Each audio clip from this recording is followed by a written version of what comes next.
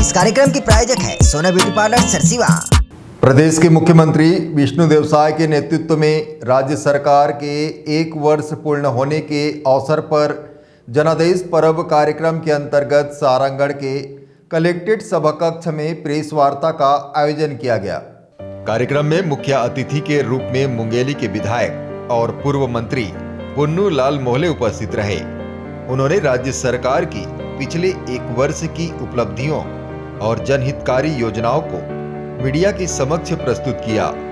इस अवसर पर पूर्व विधायक केराबाई मनहर, अजय गोपाल, वैजंती लहरे, देव कुमारी लहरे, दीनानाथ खुटे और जिले के कलेक्टर धर्मेश साहू सहित अन्य गणमान्य लोग मौजूद थे। भारतीय जनता पार्टी की जो सरकार बनी है उसको 1 वर्ष हो चुकी है और तब हम लोग 1 वर्ष में माननीय हमारे अध्यक्ष, राष्ट्रीय अध्यक्ष नड्डा जी आए और प्रेस वार्ता में सबको 1 साल का विधायक और उन्होंने पूरा देश समाज को नई दिशा दी कि नई सरकार बनने पर 1 वर्ष में उन्होंने कितनी उपलब्धियाँ प्राप्त की, उसको सब देश को उन्होंने सराहा और कहा कि सरकार और अच्छे भविष्य में काम करे कि सरकार ने इतने 1 ही वर्ष में इतना कार्य किया। तो उस पहले साल की पूरा कार्य होने पर मैं पूरे देशवासियों को बधाई देता हूँ, जिले को बधाई देता हूँ और जिले में सभी प्रकार के नमस्कार करते हुए 13 दिसंबर को हमारी सरकार का पहला साल पूरा हुआ। हमारा यह पहला साल आप सभी की सहभागिता और विश्वास के साथ विकास के लिए समर्पित रहा। बीते 12 महीनों में माननीय मुख्यमंत्री विष्णु साय जी के नेतृत्व में छत्तीसगढ़ में विकास के अनेक नए काम साबित किए। इनमें कुछ आप लोगों के को मैं साझा करूँ। इस 1 साल में हमारी सरकार ने प्रदेश के सभी वर्गों के कल्याण के लिए काम किया और उपलब्धियाँ हासिल। आप लोगों को यह भी याद होगा कि कांग्रेस के शासन काल में छत्तीसगढ़ की क्या दशा हो गई थी। मतलब भ्रष्टाचार का बोलबाला था, योजनाओं के नाम पर केवल दिखावा था, पारदर्शिता तो कहीं थी ही नहीं। संवैधानिक संस्थाओं में लोगों का विश्वास उठ चुका। विधानसभा चुनाव के दौरान भारतीय जनता पार्टी ने प्रदेश के नागरिकों से वादा किया था, यदि हमारी सरकार बनी तो हम प्रदेश के सुशासन की स्थापना करेंगे तथा भ्रष्टाचार मुक्त और पारदर्शी व्यवस्था स्थापित करेंगे। आप लोगों ने देखा है कि सरकार बनते ही हमारी सरकार ने भ्रष्टाचार के खिलाफ तत्परता के साथ कार्रवाई की। जो लोग भ्रष्टाचार के मामले में लिप्त पाए जा रहे हैं उन्हें जेल भेजा जा रहा है। सुशासन की स्थापना के लिए हम तकनीक का ज़्यादा से ज़्यादा इस्तेमाल कर रहे हैं। सुशासन के लक्ष्य को हासिल करने के लिए हमारा प्रयास है कि आप नागरिकों को छोटे छोटे काम के लिए दफ्तर के चक्कर न काटना पड़े। एक लिंक में अथवा एक फोन कॉल में उनके काम हो जाना चाहिए। विधानसभा चुनाव के दौरान हमारे यशस्वी माननीय प्रधानमंत्री नरेंद्र मोदी जी ने प्रदेश के लोगों को जो गारंटियां दी थी उनमें से अधिकांश गारंटियां को हमारी सरकार ने 1 वर्ष में ही अल्प अवधि में पूरा कर दिया है। मोदी जी की गारंटी पूरी की।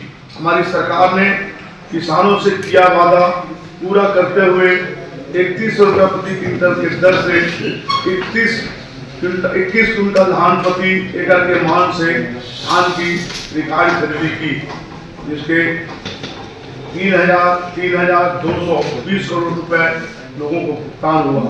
हमारी सरकार ने अपने वादा के मुताबिक किसान भाई बहनों को 2 साल के बकाया राशि का धान की बोनस का राशि 3,700 करोड़ रुपए का भुगतान किया। प्रदेश के माता बहनों के से किए गए वादों को पूरा करते हुए 3 वर्ष के माह में भीतर हमारी महतारी योजना शुरू की गई, जिसका लाभ 70 लाख माता बहनों को मिल रहा है। अब तक इस योजना की 10 किस्तों में 6,530 करोड़ रुपए भुगतान किए जा चुके हैं। जरूरतमंद परिवारों के लिए 18 लाख प्रधानमंत्री आवास योजना उपलब्ध कराने के लिए अपने वादे को पूरा करने के लिए सरकार बनने के दूसरे दिन ही कैबिनेट की बैठक में निर्णय लिया गया और इस निर्णय पर तेजी से अमल करते हुए आवास के निर्माण के लिए बड़ी राशि जारी की गई। अभी तक हमारी सरकार ने प्रदेश के 68 लाख गरीब परिवारों को 5 साल तक मुफ्त में राशन देने की योजना शुरू की है। लोकतंत्र सेनानियों की पेंशन वहन करने के साथ साथ 5 साल के एरियर्स का भुगतान भी किया।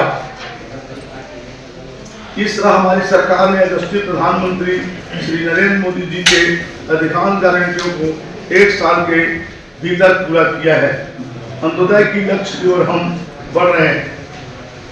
माननीय पंडित दयाल उपाध्याय जी के अंत्योदय के संदेश के अनुरूप हमारी सरकार ने प्रदेश के अंतिम व्यक्ति तक विकास को पहुंचाने के लिए लगातार काम किया है।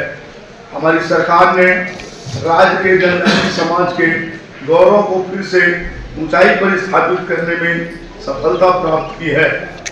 उनकी आय और रोजगार में वृद्धि के लिए अनेक कदम उठाए गए हैं।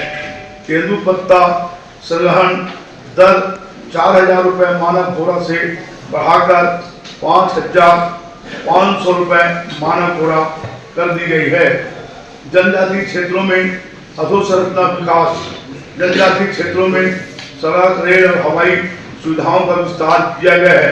अंबिकापुर के हवाई अड्डे में भी अब तक हवाई सेवा शुरुआत हो गई है। अनुसूचित जाति, जनजाति और अन्य पिछड़ा वर्ग के विकास के लिए गठित प्राधिकरणों में जनप्रतिनिधि को और मजबूत किया गया है।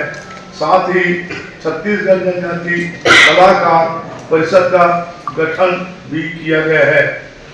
Bureau report ACN 24।